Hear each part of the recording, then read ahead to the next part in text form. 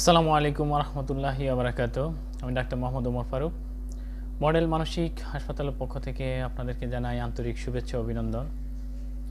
আজকে যে বিষয়টা নিয়ে কথা বলবো, আজকে বেশ কয়েকদিন ধরে সামাজিক যোগাযোগ মাধ্যমে যে বিষয়টা নিয়ে খুব বেশি আলোচনা সমালোচনা বা তোলপা, যে জিনিসটা খুব ভাইরাল হলো, আত্মহত্যা নিয়ে আমাদের সমাজের প্রত্যেকটা মানুষই এখন কথা বলছেন বা আত্মহত্যা থেকে কী করণীয়। আসলে একটা মানুষ ওই অবস্থাটাতে কেন পৌঁছায়, ওই অবস্থাটা পর্যন্ত যাওয়ার জন্য একটা মানুষ কেন ওই পরিস্থিতিটা তৈরি হয় একটা মানুষের জীবনে, নিয়ে বেশ কথা হচ্ছে সামাজিক যোগাযোগ মাধ্যমে। তো আজকে এই জিনিসটা নিয়ে আসলে আমাদের বর্তমান সমাজে হচ্ছে আমরা নিউক্লিয়ার ফ্যামিলি, ছোট পরিবার।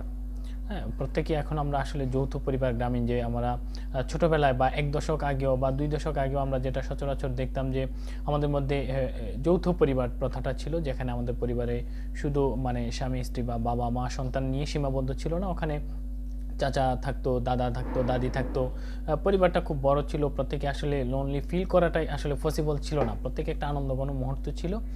দিন দিন আমাদের সমাজে এই জিনিসটা একেবারেই কমে গেছে, যেখানে আমরা প্রত্যেকে আসলে ব্যস্ততার অজুহাতে, যেটা আমরা খুবই ব্যস্ত, আজকের দিনে খুবই ব্যস্ত, কেউ কাউকে সময় দেওয়ার মতো, পরিবারের মানুষের সদস্যদের সময় দেওয়ার মতো সময় থাকে না।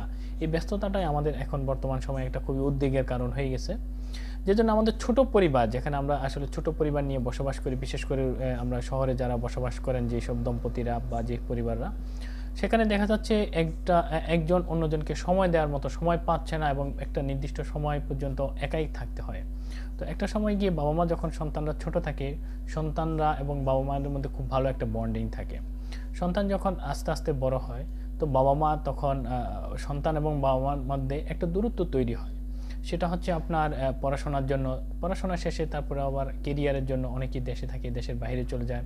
তো এ নিয়ে প্রত্যেকের মধ্যে আস্তে আস্তে একটা ডিস্টেন্স তৈরি হয়। তো একটা সময় এসে তখন সবাই ফিল করে যে আসলে আমি তো একা। বাবা যখন ফিল করে যে আমি একা, আমার আজকে সন্তানরা থেকেও আমার কাছে নেই, আমি শুধু ডিভাইসের মাধ্যমে দেখতে পাচ্ছি, অনেকে ব্যস্ততার জন্য সময়ের সাথে টাইমিং মিলে না, কথাও হয় না। তো এই জিনিসগুলো আমাদের মনের উপরে ভীষণ বিরূপ প্রভাব ফেলতেছে, যেটা আমাদের সমাজবিজ্ঞানীরা অনেক আগেই উদ্বেগটা জানাইছেন। এখন আমরা একটা ফলাফল পাচ্ছি, এই যেটার ফলাফলটা আমরা এখন বর্তমানে দেখতে পাচ্ছি। তো আমাদের মধ্যে যেটা হয়ে গেছে, আগে একটা সময় প্রত্যেক রিলেটিভসের বাড়িতে খুব আসা যাওয়া ছিল, প্রত্যেকের বাড়িতে প্রত্যেকে বেড়াইতে যেত, বা স্কুল যখন শেষ হতো বছরের শেষে, উইন্টার ভ্যাকেশনগুলোতে বা সামার ভ্যাকেশনে প্রত্যেকের আত্মীয়তার বাড়িতে মানে আসা যাওয়া ছিল, প্রত্যেকের মধ্যে একটা বন্ডিং ভালো ছিল।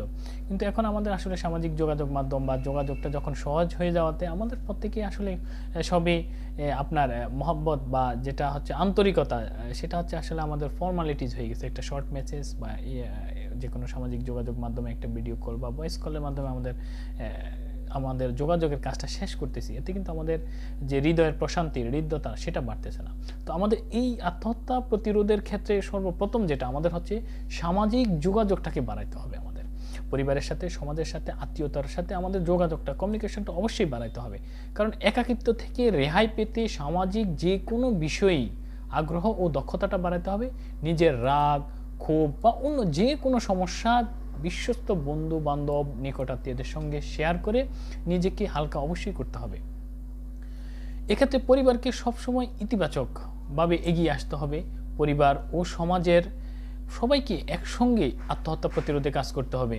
কারোর মধ্যে আত্মহত্যার প্রবণতা যদি দেখা দেয়, সেক্ষেত্রে পরিবার থেকেই তার মানসিক স্বাস্থ্যের যে যত্ন, সেটা নেওয়ার পরামর্শ দিচ্ছি আমরা। যে পরিবার থেকে সর্বপ্রথম মানসিক স্বাস্থ্যের যত্ন নিতে হবে। আমরা যেমন ত্বকের যত্ন নেই, শরীরের যত্ন নেই, সেই ঠিক একইভাবে আমাদের মনেরও যত্ন নিতে হবে। কারণ মন আমাদের শরীরের একটা গুরুত্বপূর্ণ অংশ। পরিবারে কারো যদি দীর্ঘমেয়াদী মন খারাপ থাকে, অনেক লম্বা সময় মন খারাপ, কিংবা তিনি যদি চুপচাপ হয়ে যান, হঠাৎ করে তিনি চুপচাপ হয়ে গেছেন, চুপচাপ থাকার কারণ আমাদেরকে জানার চেষ্টা করতে হবে। তাহলে তার মধ্যে যে আত্মহত্যার প্রবণতা দেখা দিলেও তিনি সে পথে আর হাঁটবেন না। ওনার যে চুপচাপ করার কারণটা কি, কেন তিনি হঠাৎ করে চুপ হয়ে গেলেন, এটা আমাদেরকে আসলে যাচাই করে খুঁজে বের করতে হবে। আত্মহত্যার প্রবণতার বোঝার উপায় কি? এখন আমি কিভাবে বুঝবো যে একটা মানুষ ওর মধ্যে আত্মহত্যার প্রবণতা ডেভেলপ করতেছে? এমন এটার হচ্ছে দুইটা কারণ হচ্ছে। একটা হচ্ছে প্রত্যক্ষ ও পরোক্ষ কিছু লক্ষণ আপনি দেখতে পারবেন। আপনি যখন একটা মানুষের সাথে আপনার হৃদ্যতাটা থাকবে, সেক্ষেত্রে তখন আপনি ওই মানুষটাকে ফিল করতে পারবেন, ওই মানুষটার সমস্যাটাকে রিয়েলাইজ করতে পারবেন, তখন আপনি এটার সমস্যার সমাধান দিতে পারবেন। সেক্ষেত্রে আমাদের অবশ্যই আমি যে জিনিসটাকে সবচেয়ে জোর দিয়ে বলতেছি সেটা হচ্ছে আমাদের মধ্যে কমিউনিকেশনটা থাকতে হবে, ওয়েল কমিউনিকেশন, যেটা হচ্ছে ফিজিক্যাল কমিউনিকেশনটা খুব ডেভেলপ করতে হবে আমাদের মধ্যে। তো আত্মহত্যার কিছু লক্ষণ দেখা যায়, কিছু প্রত্যক্ষ লক্ষণ থাকে, কিছু ডাইরেক্ট থাকে, কিছু ইনডাইরেক্ট লক্ষণ থাকে। আত্মহত্যার দিকে ঝুঁকে পড়া ব্যক্তিরা হচ্ছে সামাজিক যোগাযোগের মাধ্যমে মৃত্যু বা আত্মহত্যা নিয়ে নিজের ইচ্ছার কথা প্রকাশ করতে পারে। আত্মহত্যা বা মৃত্যু বিষয়ক কবিতা, গান লিখবে, শুনতে বা পড়তে পছন্দ করতে পারে, প্রায় নিজের হাত পা কাটতে পারে, যে ঘুমের ওষুধ বেশি করে ঘুমের ওষুধ খাওয়া, স্লিপিং পিল নেওয়া, মন মরা হয়ে থাকে, সব কাজেই উৎসাহ হারিয়ে ফেলা, তার যে পছন্দের কাজগুলো ছিল, ভালো লাগার কাজগুলো ছিল, এগুলো থেকে সে এগুলো হারিয়ে ফেলবে।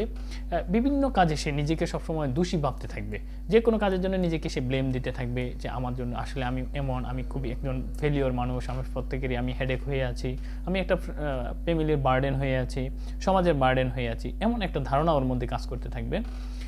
এগুলো বিষণ্ণতার লক্ষণও, যা থেকে আত্মহত্যা ঘটনা ঘটে। লক্ষণগুলো সাধারণত হচ্ছে বিষণ্ণতা বা ডিপ্রেশনের লক্ষণ। তো এটা থেকেই কিন্তু আত্মহত্যার ঘটনা ঘটে। এছাড়া আরও গুরুত্বপূর্ণ দুইটা কারণ, একটা হচ্ছে মাদকাসক্তি, আর একটা হচ্ছে ইন্টারনেটে মাত্রাতিরিক্ত আসক্তি। এই দুইটা জিনিস আত্মহত্যার পথে অনেক দ্রুত মানুষকে বাড়ায়। ইন্টারনেটের মাত্রাতিরিক্ত আসক্তি যখন আমাদের বর্তমান সময়ে দেখা যাচ্ছে, আমাদের শুধু টিনেজের বাচ্চাদেরকে আমরা যেরকম আমরা আমাদের মডেল মানসিক হাসপাতালে আমরা যে পরিমাণ কেস পাচ্ছি, স্কুল গোয়িং বাচ্চারা ক্লাস 7-8 থেকে শুরু করে একাদশ বা দ্বাদশ শ্রেণী পর্যন্ত যে পরিমাণ ইন্টারনেট আসক্তি ওদের মধ্যে, এটা সত্যি উদ্বেগজনক, এবং এটার বিরূপ প্রভাব আমরা আসলে খুব অল্প সময়ের মধ্যে আমরা দেখতে পারবো। এক্ষেত্রে আমাদের পরিবার, সমাজ সবাইকে সচেতন হতে হবে। তো আত্মহত্যার যে দুইটা মূল কারণ যেটা বললাম, একটা হচ্ছে মাদকাসক্তি বা ইন্টারনেটের মাত্রাতিরিক্ত আসক্তি, এটা হচ্ছে আত্মহত্যায় খুব সহায়তা করে।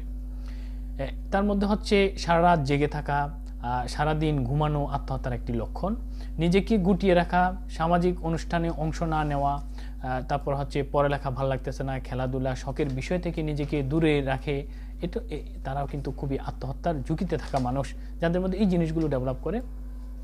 এখন আত্মহত্যা থেকে দুই ধরনের আত্মহত্যার ঘটনা ঘটে। দুই ধরনের আত্মহত্যার ঘটনার মধ্যে হচ্ছে, একটা হচ্ছে আগে থেকে পরিকল্পনা করে থাকে, যেটা আগে থেকে পরিকল্পনা করে রাখে, আয়োজন করে সুইসাইড নোট লিখে রাখে, আত্মহত্যা করেন অনেকে। আবার যেটাকে বলা হয় ডিসিসিভ সুইসাইড, হ্যাঁ, যেটা আগে থেকেই সে সিদ্ধান্ত নিয়ে রাখে। আর দুই, হুট করে আবেগের বশে রাশ টানতে না পেরে আত্মহত্যা করে ফেলে, এটা হঠাৎ করে ফেলে, সেটা আগে থেকে পূর্ব পরিকল্পিত থাকে না, আত্মহত্যা করে ফেলেন অনেকেই, যেটাকে বলা হয় ইম্পালসিভ সুইসাইড। দুইটা সুইসাইড, একটা হচ্ছে ডিসিসিভ সুইসাইড, আর একটা হচ্ছে ইম্পালসিভ সুইসাইড।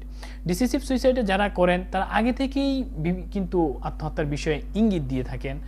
তিনি মানে শিশুদের বিকাশের সময় তাদের সফলতার পাশাপাশি, যেটা আমাদের অভিভাবকরা বর্তমান সময়ে খুবই কম করেন, যে আমাকে সবসময় সাকসেস হতে হবে, ক্লাসে ফার্স্ট বয় হতে হবে, স্কুলে ফার্স্ট বয় হতে হবে, কর্মক্ষেত্রে মানে খুব সবাই যারা ডাক্তার, ইঞ্জিনিয়ার, মানে সমাজের খুব এলিট শ্রেণীর মানুষ হতে হবে আমাকে।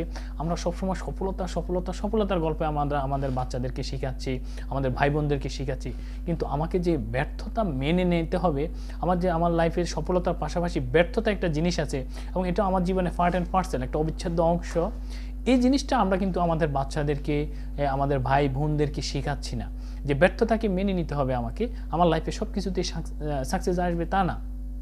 তো এই পাশাপাশি যে আমাদের শিশু বাচ্চাদেরকে যখন বিকাশের সময় তাদের সফলতার পাশাপাশি ব্যর্থতাকেও মেনে নেওয়ার শিক্ষাটা দিতে হবে আমাদেরকে। এবং যেমন বাচ্চাদের আত্মহত্যার উপকরণ, যেমন ঘুমের ওষুধ, স্লিপিং পিল, কীটনাশক সহজলভ্যতা কমাতে হবে। বিশেষ করে আমাদের যেটা হচ্ছে আমাদের ফার্মাসিস্ট যারা আছে, আমাদের ফার্মেসি যেগুলো আছে, ওষুধের দোকান যেগুলো আছে, ওখান থেকে অবশ্যই এই জিনিসটা খুব স্ট্রিক্টলি বন্ধ করতে হবে, যেটা হচ্ছে আপনার sleeping pill without prescription sale করা যাবে না, কোনো প্রেসক্রিপশন ছাড়া স্লিপিং পিল সেল করা যাবে না। এবং যেই ট্যাবলেট দ্বারা আসক্তির দিকে যায়, মাদকাসক্তির যুগে, ওই জিনিসগুলো অবশ্যই ব্যবহার বন্ধ করে দিতে হবে। এছাড়া যে কোনো ধরনের মানসিক সমস্যা, বা আমরা যখন আমাদের পরিবারের সদস্যদের যে কোনো বিষয়ের মানসিক সমস্যা বা আত্মহত্যার ইঙ্গিত পাই, সেক্ষেত্রে আমাদেরকে দ্রুত মানসিক রোগ বিশেষজ্ঞ চিকিৎসক বা যে কোনো মানসিক হাসপাতালে গিয়ে মানসিক রোগ বিশেষজ্ঞ চিকিৎসকের পরামর্শ নিয়ে ওকে সুস্থ স্বাভাবিক জীবনে ফিরিয়ে আনতে হবে। আমরা যদি আমাদের পরিবারের মানুষের প্রতি আমরা শ্রদ্ধাশীল হই, আমাদের ভালোবাসার বন্ধনটাকে আমরা বাড়াই, আমরা আমাদের আত্মীয়তার হক আদায় করি, কারণ আমাদের আল্লাহ রাসূল সাল্লাল্লাহু আলাইহি ওয়াসাল্লাম বলছে যে তোমরা যদি তোমাদের রিজিক এবং হায়াত বৃদ্ধি করতে চাও, তাহলে তোমাদের আত্মীয়তার সাথে সুসম্পর্ক বজায় রাখো। তো আমরা যদি আমাদের ধর্মটাকেও পরিপূর্ণভাবে মানতে পারি, প্রশান্তি আসবে আমাদের দিলে এবং আমাদের মন প্রশান্তময় থাকবে, হতাশা আসবে না। কারণ হতাশা মুমিনের সিফত নয়, মুমিনের গুণ নয়। কারণ আল্লাহ তাআলার উপর ইয়াকিন এবং বিশ্বাস রেখে আমাদেরকে চলতে হবে। আমাদের সমাজের পরিবারের প্রত্যেকটা মানুষের সাথে আমার দিনের কর্মব্যস্ততার পরে একটা সময় আমি আমার বাবা মা, সন্তান, স্ত্রী সবাইকে নিয়ে একসাথে বসে অন্ততপক্ষে সারাদিন যদি আমি ব্যস্ততায় কাটিয়ে রাতের খাবার একসাথে খাবো, কিছু সময় গল্প করব, আমাদের মধ্যে তখন আর হতাশা কাজ করবে না। আর বিশেষ করে আমরা যে ভিডিওটা সামাজিক মাধ্যমে দেখলাম, যিনি সুইসাইড করছে, তো দেখা যাচ্ছে ওনার মধ্যে যে হতাশাটা ছিলেন, একাকিত্বের মধ্যে ছিলেন, তা আমরা আমাদের পরিবারকে, বিশেষ করে আমাদের বয়স্ক বাবা মাদেরকে সময় দেব। ব্যস্ততার মধ্যেও আমরা আমাদের পরিবার, সন্তান, স্ত্রী, বাবা মাকে সময় দেব এবং আমাদের মধ্যে কমিউনিকেশনটাকে আরও বাড়াবো, প্রত্যেককে সময় দেব। তখন আমরা ইনশাআল্লাহ এই আত্মহত্যা থেকে আমাদের পরিবার, আমাদের প্রিয় মানুষদেরকে বাঁচাতে পারবো ইনশাআল্লাহ। কারণ আত্মহত্যার হার বর্তমান সময়ে বিশেষ করে উদ্বেগজনক হারে বাড়তেছে, যেটা আমাদের হচ্ছে বিশেষ করে আমরা অতিরিক্ত পরিমাণ সোশ্যাল মিডিয়ার ডিপেন্ড হয়ে যাওয়ার কারণে আমরা আমাদের সোশ্যাল মিডিয়াকে প্রয়োজনের বাইরে সময় দেব না। এটা একটা আসক্তি হয়ে যাচ্ছে আমাদের। এই আসক্তিটা আমাদের জীবনে ভয়াবহ দুর্বিষহ ঘন কালো দিন নিয়ে আসতেছে। আমি আজকের মতো বিদায় নিচ্ছি। আপনারা সবাই সুস্থ থাকবেন, ভালো থাকবেন। আল্লাহ হাফেজ। আসসালামু আলাইকুম ওয়া রাহমাতুল্লাহ।